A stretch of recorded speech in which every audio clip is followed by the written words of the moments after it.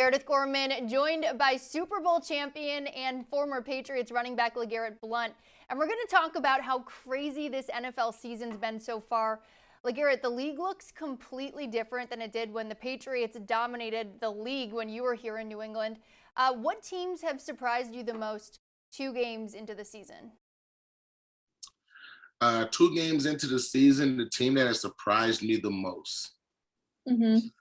I'm gonna go out and say the Miami Dolphins.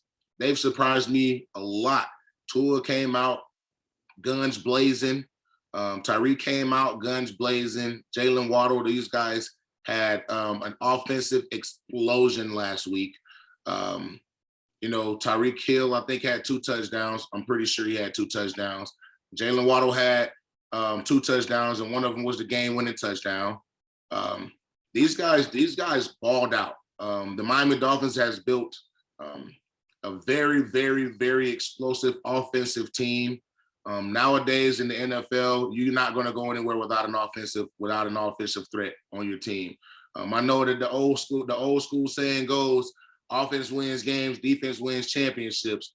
I believe that method up to a certain extent, because whenever you get teams like the Kansas City Chiefs, the Chargers, the Dolphins, sometimes even the Buccaneers, these are explosive, high-scoring offenses. So teams like that and games like that, I think that that brings us into a new dimension of football, because the game was always about just being tough, hard-nosed, and running the football. That's all the game has always been about. And now you have these quarterbacks like Tua, Lamar, Pat Mahomes, Herbert, Joe Burrow, and the list goes on, for young guys that are just extremely talented in their own way. Tua just got the lucky end of the stick and got Tyreek on his side. They drafted Jalen Waddle. They got a nice tight end in Gesicki, some good backs in Raheem Mostert, and the other, I think his name is Edmonds. They got an explosive offense, and the game has changed extremely, and that's the team that has surprised me the absolute most. I grew up in Florida, so you got to understand, I grew up a Miami Dolphins fan, so they have surprised me versus disappointing me for a long time in my life. For sure. And I don't know if you have any loyalty to the Dolphins anymore now that you've played for the Patriots and other teams around the NFL, but watching the Dolphins and seeing Tua's development over the past couple of years, do you attribute that to just the team and organization working to play into his strengths, or do you think it's a matter of the team really just loading talent around him on offense? I think it's contributed to both. I think that they did the right thing with loading talent around him, because think about all the other quarterbacks that have played in the NFL that haven't had the kind of talent that he has around them. Maybe you do see some other different Super Bowl champions. If you put this team with that, a couple of these guys with Cam Newton and the Panthers when they played the Broncos, maybe you do see something different. So I do think that when you go spend money and you get the players that are going to make your team better, it's worth it. It's worth it, especially if you got a young quarterback that takes it really serious, studies hard, in the building early, out of the building late. Make this his number, obviously I know family and things like that matter, but make this your number one priority in life, is to, just get better and, lead this team into a Super Bowl. So I think that is absolutely huge to get big time playmakers and big time names around guys like Tua. Even though he's a really, really good quarterback, I think getting those big name guys around him was huge. And I contribute a lot of his development to Flo. That's just my personal opinion. I contribute a lot of his development to Flores. The new head coach, cool. It started out 2-0. I like him a lot, but Flo ultimately built the the dynamic and the camaraderie of that team before he left. Yeah, and going off that, you spent time with Brian Flores while he was with the Patriots organization.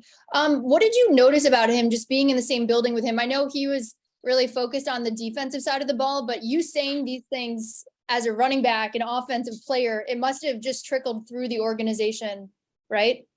Yeah, man. Flo was always really humble, really approachable, always helpful. He was probably one of the few coaches that I was able to joke and clown around with, around the building floor. What's up? Da, da, da.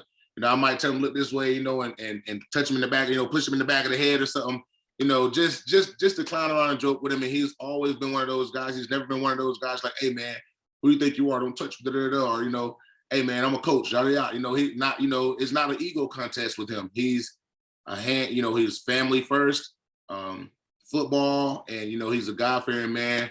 And again, he's always been just down to earth. He's always been he's hands down one of the coolest and most approachable and humble coaches that was ever a part of that organization while I was there. So more power to him. I hope he get another opportunity as a head coach, because he seemed like he was headed in the right direction. Absolutely. That's high praise for Brian Flores. And last thing, speaking of another former member of the Patriots organization, we'll look at Tom Brady. Now, he and the Buccaneers are off to a 2-0 start, which isn't a big surprise knowing Brady, but the Bucs O-line is banged up. They have more injuries on offense. How does TB12 manage to keep the cohesiveness on offense despite personnel changing constantly around him, no matter what team he's on? It's all about being a leader and having the same approach that you do in any other situation when this happens, because it happens every year. You do have key players go down every year. You have ups and downs in the season, maybe some coaching changes or whatever the case may be, that puts you in a situation to where you got to overexert yourself to fill that void. But luckily for him, he has Julio, who's a huge, big time veteran player. I know Mike will be there, Godwin went down a little bit, but he still has Fournette, he still has his running game, and he still has, obviously he's Brady. So all the guys that are doing as a receiver or a tight end, all they have to do is run the routes right and catch the ball, because he's gonna do his thing and he's gonna be him. And Fournette he looks better than ever to me. He looks like he's in really good shape. He runs the ball really well. He's solid. He doesn't get hurt a lot. And he's a tough football player. He can get you the tough yards. He can run the ball the whole fourth quarter if you need him to. So these are all things that play a added factor in if he can really live up to the full hype of this team being as good as they could have possibly been without the injuries. Because obviously full healthy with Godwin, Evans, Julio, Brait, Fournette, you're talking about an offensive, again, another offensive explosive team. But losing these guys and losing the guys that they had, to other teams, losing the guys that they had last year, the injury, that put a big damper in it, because again, if he can't get protected, then Tom Brady can't be Tom Brady.